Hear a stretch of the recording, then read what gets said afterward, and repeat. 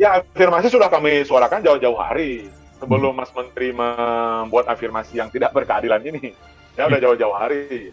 Nah, kenapa 15 hanya 15%? Saya tidak tahu ya apa pertimbangan dari Kemdikbud, Kemenpan RB gitu. Jadi 15% ini kami rasa terlalu kecil. Intinya kami tidak dilibatkan dan aspirasi kita terkait. Perhimpunan Pendidikan dan Guru, P2G, sebagai salah satu organisasi guru melakukan kajian evaluasi sekaligus rekomendasi kepada pemerintah mengenai guru dalam rangka Hari Guru Nasional, HGN, 2021. Ada 6 evaluasi dan masukan P2G agar tata kelola guru Indonesia makin baik dan berkeadilan. Salah satunya adalah perbaikan seleksi guru PPPK. Koordinator Nasional P2G, Satriwan Salim menilai Mendikbudristek dan Menpan RB bersama Pemda harus meningkatkan koordinasi sinergisitas untuk mendorong penambahan jumlah formasi guru PPPK yang diajukan Pemda. Satriwan berharap agar sedapat mungkin disesuaikan dengan angka kebutuhan real di daerah, sehingga dapat mengakomodir semua guru honorer. Namun sayangnya, sebagai evaluasi, P2G menilai Mendikbudristek Nadiem Makarim dinilai gagal meyakinkan Pemda mengusulkan formasi guru PPPK secara maksimal. Pemda ternyata hanya mengajukan 506.252 formasi pada 2021. Itu pun yang lulus 173.329 guru saja. Padahal janji Mas Nadiem menyediakan 1.002.616 formasi. Capaian masih jauh dari target, terang Satriwan Rabu. Tanggal 24 November tahun 2021, P2G meminta pemerintah pusat menghitung ulang dan membuat roadmap atau peta jalan guru honorer lulus PPPK. Bagaimana penempatan dan lama kontrak berdasarkan SK Pemda, termasuk jenjang pembinaan dan pengembangan karir. Sebab keberadaan guru PPPK berpotensi menggeser keberadaan guru honorer lain yang ada di sekolah tersebut. Guru honorer lain bisa terbuang. Tentu ini akan menjadi masalah baru, termasuk seleksi guru PPPK tahap 2 dan 3, yang dibuka bagi guru swasta dan umum. Diperlukan regulasi khusus yang mengatur apakah guru swasta lolos PPPK akan ditempatkan di sekolah swasta atau negeri. Karena keduanya akan menimbulkan konsekuensi. Mengajar di sekolah swasta akan berdampak terhadap penghasilan ganda dari negara sebagai ASN sekaligus dari yayasan swasta. Tentu menimbulkan kecemburuan sosial bagi guru swasta non-PPPK maupun guru PPPK sekolah negeri. Belum lagi data ganda di Dapodik juga menjadi persoalan. Sebaliknya, jika guru PPPK dari sekolah swasta mengajar di sekolah negeri, keberadaan mereka akan menggeser guru honorer lain yang tak lulus PPPK. Menjadi ketidakadilan baru bagi guru honorer lain. Ada potensi besar terjadinya konflik horizontal sesama guru di masyarakat. Satriwan mengungkapkan, seleksi PPPK tahap 2 dan 3 mendorong guru sekolah swasta kelas pinggiran menjadi ASN PPPK. Jika motivasi menjadi PPPK makin besar, patut dikhawatirkan migrasi besar-besaran guru swasta. Kemendikbudristek, Kemenak, dan Pemda perlu melakukan pemetaan secara komprehensif sebagai langkah antisipatif dampak kekurangan guru sekolah swasta nanti. Inilah alasan mendesak dibuatnya regulasi khusus pengelolaan guru PPPK. P2G sangat menyesalkan beberapa pemerintah daerah yang tidak membuka seleksi guru PPPK tahapan 2. Bukti kegagalan Mendikbudristek meyakinkan Pemda yang berakibat fatal. Minimnya daerah mengajukan formasi jelas mengecewakan guru honorer. Akan memperkecil peluang menjadi PPPK. Dan mematikan ikhtiar mereka memperbaiki nasib. Lagi-lagi guru honorer menjadi korban buruknya pengelolaan rekrutmen guru oleh pemerintah, ujar Satriwan. Di samping itu, isu pemberian afirmasi juga terus dibicarakan. Pasalnya kategori afirmasi yang diberikan Mendikbud tidak berkeadilan. Ketentuan terdata di Dapodik selama minimal 3 tahun juga menjadi polemik. Bahkan jika ada guru mutasi, maka Dapodik tidak menghitungnya. Tentu honorer yang sudah bertahun-tahun jelas dirugikan. Mari simak pernyataan Satriwan Salim terkait rekrutmen dan seleksi PPPK 2021. Afirmasi sudah kami suarakan jauh-jauh hari sebelum Mas Menteri membuat afirmasi yang tidak berkeadilan ini. Ya udah jauh-jauh hari. Nah, kenapa hanya 15%? Saya tidak tahu ya apa pertimbangan dari Kemdikbud, Kemenpan RB gitu.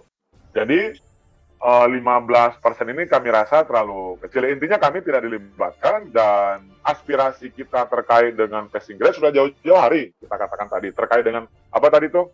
Terkait dengan ambang batas, kemudian terkait dengan afirmasi. Tapi ada afirmasi yang usulan dari kami juga jauh-jauh hari itu alhamdulillah direspon, yaitu tentang kepemilikan sertifikat pendidik. Nah, ini kami harus apresiasi juga ya, kita harus objektif ya dalam menilai gitu.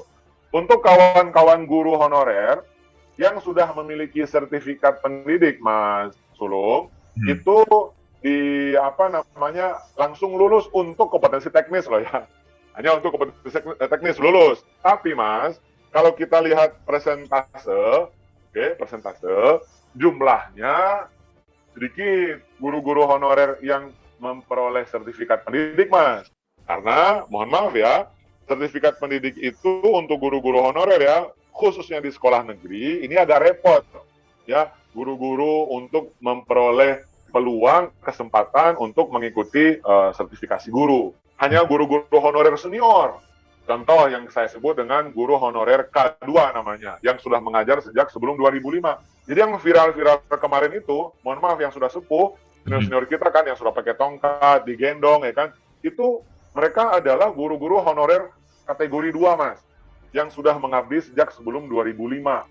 Tapi kalau saya perhatikan ya, laporan dari kawan-kawan gitu yang pernah mengikuti misalnya tes CPNS, ya memang ini agak susah gitu. Lebih susah maksudnya daripada tes CPNS. Nah, tes CPNS, Mas, itu orang-orangnya relatif muda, usianya di bawah 35 tahun kan. Nah, kalau ini, Mas, usia mereka di atas 35 tahun semua. Tadi saya katakan yang di atas 50 tahun pun banyak gitu loh. Nah, itu. Yang menarik, sekali lagi semoga didengar ya oleh Kemdikbud, oleh Kemenpan RB, mestinya tes P3K tahap 1 ini sekarang tahap 1 ya yang kemarin itu kan hanya untuk guru honorer di sekolah negeri, Mas. Ya, untuk guru honorer yang sudah mengabdi di mana? Sekolah negeri, swasta belum. Swasta nanti tahapan kedua. Tapi kami mendapatkan bukti dan laporan dari jaringan P2G, misalnya di Jakarta ya, kami dapat beberapa guru swasta sudah ikut. Ya, sudah ikut. Kok bisa ya namanya masuk gitu ke dalam peserta peserta P3K, padahal status mereka adalah guru honorer swasta. Guru honorer swasta itu mestinya ntar tahapan kedua. Yang kedua laporan dari Tasikmalaya. Ya, nah juga sama. Harusnya kesempatan ini murni bagi guru-guru honorer yang mengajar mengabdi di sekolah negeri. Nah itu misalnya di antara temuan kami. Baik. Ada juga yang mereka itu sudah berhenti mengajar sebagai guru honorer di sekolah negeri, ya kan? Tahu-tahu namanya muncul di dalam list sebagai peserta guru P3K, padahal dia sudah berhenti mengajar, Mas. Nah, ini juga ada. Jadi banyak. Jadi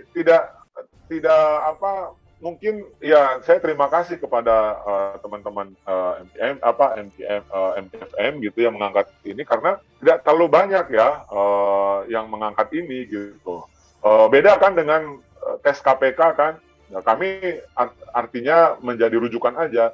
Untuk yang KPK itu kan berapa yang tidak lolos ya, tes wawasan kebangsaan kan, banyak ya suara publik mendukung, bahkan menjadi headline gitu. Nah untuk ini bayangkan ya, ratusan ribu atau puluhan ribu yang tidak lolos gitu ya.